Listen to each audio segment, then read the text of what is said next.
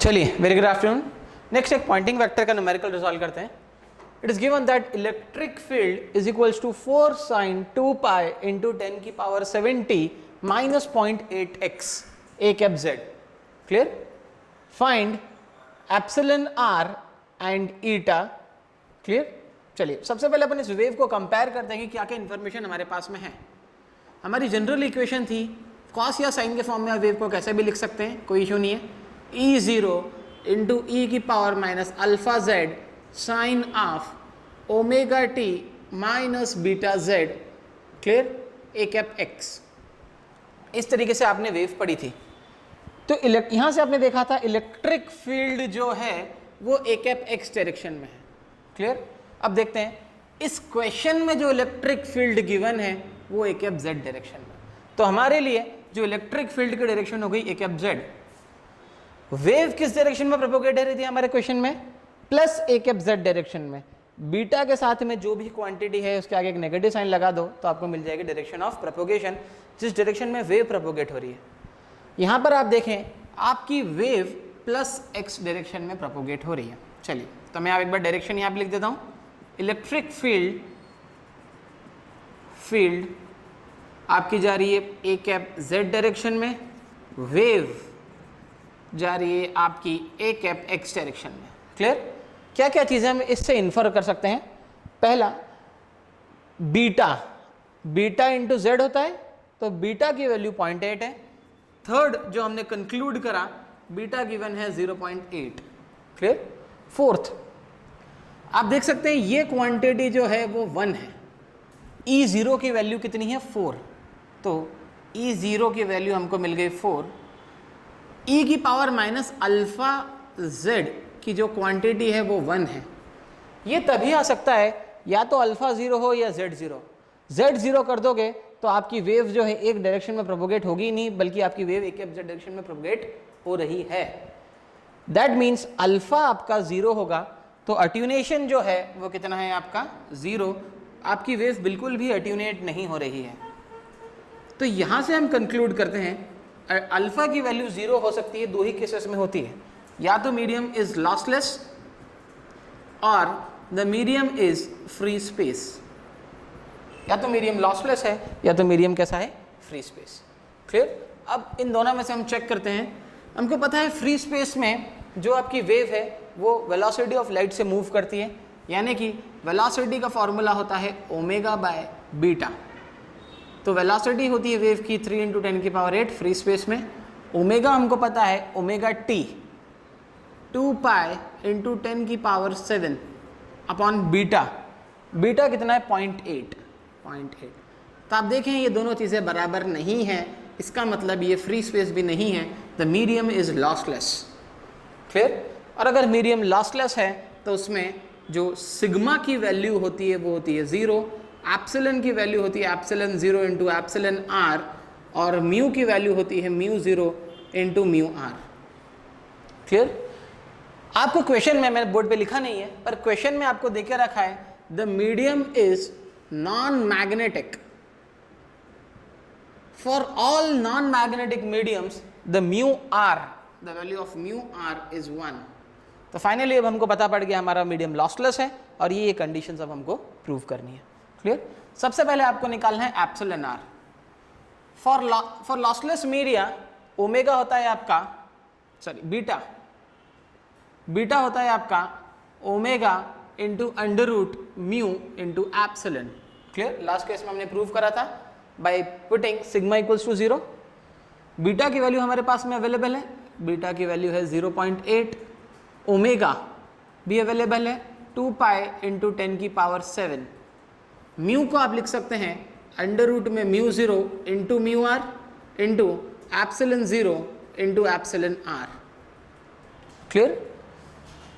थोड़ा सा कैलकुलेशंस को आसान बनाने के लिए आप ऐसा, आपको ये आइडेंटिटी पता होनी चाहिए, 1 upon under root of mu 0 into epsilon 0 is nothing but 3 into 10 की पावर 8। क्लियर? तो आप इसको यहाँ पर पुट ऑन कर सकते हैं इस इक्वेशन में। क्लियर? चलिए इसको इस इक्वेशन में डालते हैं। मैं इसको लिख रहा हूँ ये हो जाएगा आपका 0.8 into 1/0.8 is equals to 2 pi into 10 की पावर 7 अपॉन 3 इंटू 10 की पावर 8 इंटू अंडर रूट में epsilon 0 into mu R into epsilon R, mu R into epsilon R, क्योंकि म्यू 0 अपॉन अंडर रूट में म्यू 0 इंटू एप्सिलन 0 हो गया 1/3 into 10 की power 8, तो आपने वैल्यू यहाँ पे सब्स्टिट्यूट कर दी। क्लियर? तुमको ये भी पता है कि अगर मीडियम नॉन मैग्नेटिक है then the value of mu R is 1, तो यहाँ से आप एप्सिलन आर निकाल सकते हैं 0.8 इंटू 3 इंटू 10 की पावर 8 अपॉन 2 पाई इंटू 10 की power 7 is equals to under root of epsilon are. Clear? ये 7 से ये 7 गया और इसका एक पॉइंट से चला गया तो बचा 8। क्लियर?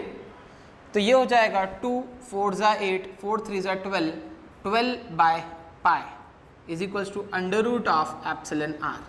यहाँ से आप एप्सिलन आर की वैल्यू कैलकुलेट कर सकते हैं। क्लियर? चलिए दूसरा आपको निकालना है ईटा। तो ईटा का सबसे जनरल फॉर्मूला होता है eta is equals to under root में j omega mu divided by sigma plus j omega epsilon. Clear?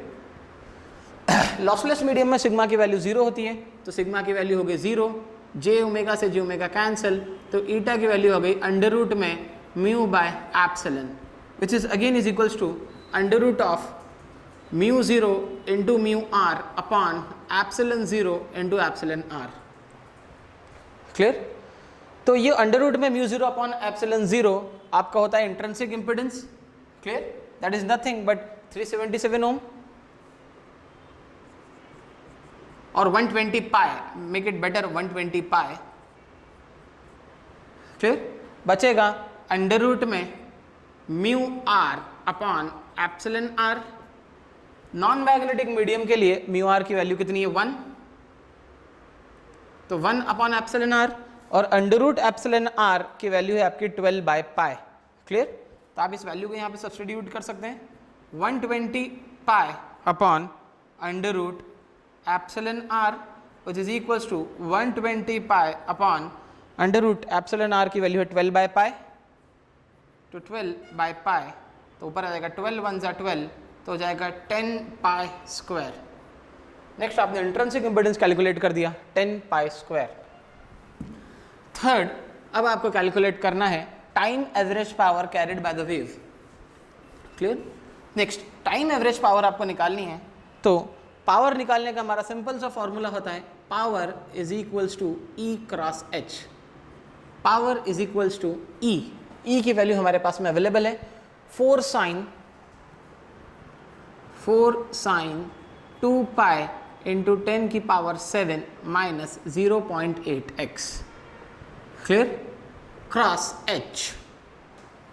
अगर एच की आप बात करें तो आपका ईटा होता है आपका ई बाय एच, तो एच हो जाएगा आपका E0 बाय ईटा। क्लियर? E0 बाय ईटा, और आप यहां पर इसको सब्स्टिट्यूट कर सकते हैं E0 bye eta that is 4 upon eta not into sine 2 pi into 10 की power 7t minus 0.8x। Clear? Power की डायरेक्शन अगर आपको कैलकुलेट करनी है तो पावर होती है आपकी E cross H। Electric field की डायरेक्शन कौन सी है? इलेक्ट्रिक फील्ड आपकी एक Z डायरेक्शन में है। क्लियर? क्रॉस H, H तो आपको निकालना है, पर पावर कहां पर है? जिस डायरेक्शन में आपकी वेव ट्रेवल कर रही है वो पावर की डायरेक्शन होती है। तो यहां पर हम देखें कि हमारी वेव जो है वो plus a cap x direction में ट्रेवल कर रही है, तो हमारी जो पावर है वो भी कहां ट्रेवल करेगी? a कैप x डायरेक्शन में। अब आप ऐसा ट्राइंगल बना सकते हैं a cap x, a cap y और a कैप z। क्लियर? तो a कैप z, अगर आप a कैप z का क्रॉस प्रोडक्ट करेंगे, clear, a cap z cross A cap Z cross आपको करना पड़ेगा, आपको आउटपुट पर चाहिए एच एक्स, तो ए कैप जेड उल्टा जाना पड़ेगा, तो आपका आएगा माइनस ए कैप वाई। क्लियर?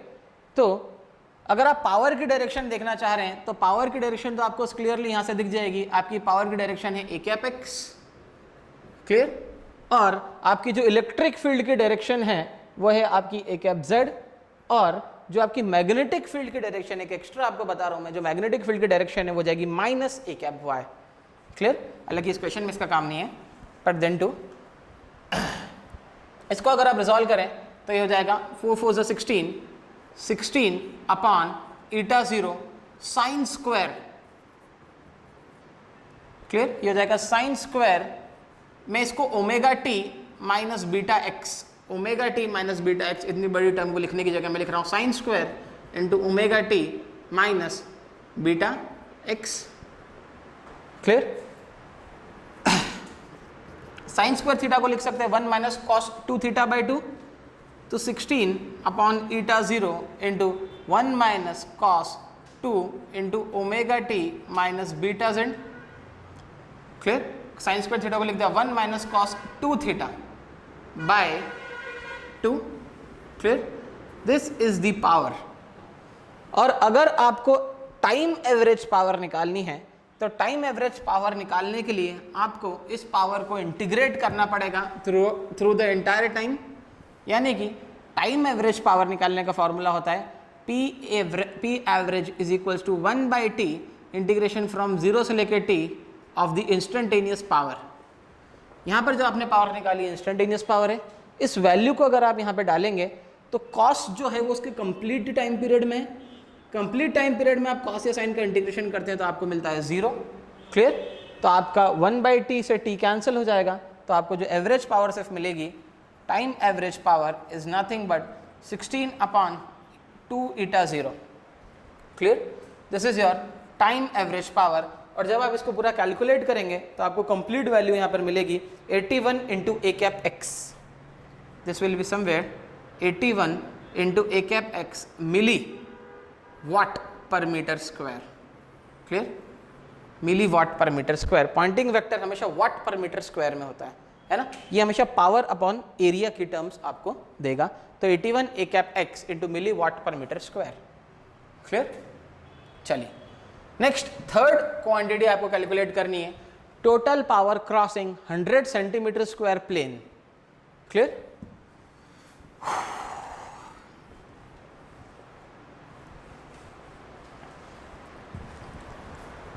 अब इस पावर आपको कैलकुलेट करनी है। आप देखिए आपके पास में जो यूनिट है वॉट पर मीटर स्क्वायर है, पावर अपॉन एरिया है। अगर आप इस पावर अपॉन एरिया को इस एरिया से मल्टीप्लाई कर देंगे, यानी कि इसके डिफरेंशियल सरफेस से मल्टीप्लाई कर देंगे, तो आपको मिल जाएगी पावर। तो टोटल पावर अगर मुझे निकालनी है crossing this plane, power is equals to integration of average power P average into d s. Clear? Average power तो हमारे पास में है 81 मिली, एवरेज पावर हमारे पास में है 81 मिली वाट, मिली वाट पर मीटर स्क्वायर। तो 81 इंटू 10 की पावर -3 इंटू डिफरेंशियल सरफेस। देखिए डिफरेंशियल सरफेस की कुछ डायरेक्शन होती है, एक वो डायरेक्शन कैसे निकालते हैं, हमेशा उस सरफेस का जो नॉर्मल वाला वेक्टर होता है वो उस डिफरेंशियल सरफेस की क्या देता है, डायरेक्शन देता है। नॉर्मल वाला वेक्टर निकालने का एक तरीका है उस सरफेस का ग्रेडियंट ले लो। जैसे ही आप उस सरफेस का ग्रेडियंट ले लोगे आपको एक वेक्टर मिलेगा, वो हमेशा उस सरफेस से कैसा होगा, नॉर्मल। तो ये रहा मेरे पास में एक सरफेस है, अगर मैं इसका ग्रेडियंट ले लूँ यानी कि del by del x of a cap x यानी कि 2 a cap x plus a cap y, clear, is equals to 0, something like that, ये होगा उसका वेक्टर। और अगर मुझे उसके, ये आपको एक वेक्टर मिल गया, अगर मैं उसको उसके यूनिट वेक्टर से मल्टीप्लाई कर दूं तो मुझे ओवरऑल सरफेस मिल जाएगी। तो इस वेक्टर का जो यूनिट वेक्टर होता है वो होता है that vector upon mod of that vector, यानी कि 2 a cap x plus a cap y upon under root of 2 का square plus 1 that is 4, I am sorry 5, under root 5। 2 का स्क्वायर हो जाएगा 4 प्लस 1 दैट इज 5। तो ये differential surface एक vector quantity है जिसकी जगह अब हमको एक वेक्टर लिखना पड़ेगा। तो अब आप इसको लिख सकते हैं इंटीग्रेशन ऑफ 81 इंटू 10 की पावर -3, क्लियर, कितना देके रखा है आपको 100 सेंटीमीटर स्क्वायर प्लेन, तो आप इसको ले लें इंटू 100 इंटू 10 की पावर -4, क्योंकि सेंटीमीटर स्क्वायर था आपको मीटर स्क्वायर में चाहिए। और ये सरफेस किस डायरेक्शन में है, ये रही वो सरफेस की डायरेक्शन इस यूनिट वेक्टर के डायरेक्शन में, है ना। एक मिनट में इसको रब कर रहा हूँ। पहले मैं 81 इंटू 10 की पावर -3 ए कैप जेड लिखना चाहता हूँ, उसके बाद में लिखूंगा इंटू 100 इंटू 10 की पावर -4 इंटू ये आपका आएगा unit vector 2 a cap x plus a cap y, 2 a cap x plus a cap y upon √5। I am sorry, ये कैप जेड नहीं है, ये कैप एक्स है, this is a cap x, clear. इस quantity को resolve कर लेंगे तो आपको टोटल सरफेस मिल जाएगी। मैं एक बार फिर से लास्ट वाली टर्म को एक बार और एक्सप्लेन कर रहा हूँ, आप ध्यान से देखिएगा। आपको निकालना है total power crossing 100 centimetre square plane, clear, और प्लेन आपको देके रखा है। तो आपको टोटल पावर निकालनी है तो आपने कर दिया एवरेज पावर, क्योंकि एवरेज पावर की यूनिट क्या होती है, पावर पर यूनिट एरिया। उसको अगर आप इस एरिया से मल्टीप्लाई कर देंगे तो आपको पावर मिल जाएगी, क्लियर। अब जो है डिफरेंशियल सरफेस की एक डायरेक्शन होती है, वो जो डायरेक्शन अगर आपको निकालनी है तो सबसे पहले आप वो वेक्टर निकाल दें कि डिफरेंशियल सरफेस किस डायरेक्शन में है। तो आपको जो भी आपको क्वांटिटी प्लेन देके रखी थी उसका आपने ले लिया ग्रेडियंट, क्लियर। ग्रेडियंट निकालने से आपको वेक्टर मिल गया कि डिफरेंशियल सरफेस किस डायरेक्शन में है। और अगर अब सिर्फ और सिर्फ उसकी डायरेक्शन को स्पेसिफाई करना है तो आपने ले लिया उसका यूनिट वेक्टर, तो आपने इसको मल्टीप्लाई कर दिया इसके यूनिट वेक्टर के साथ में, clear. So this is the final answer, thank you.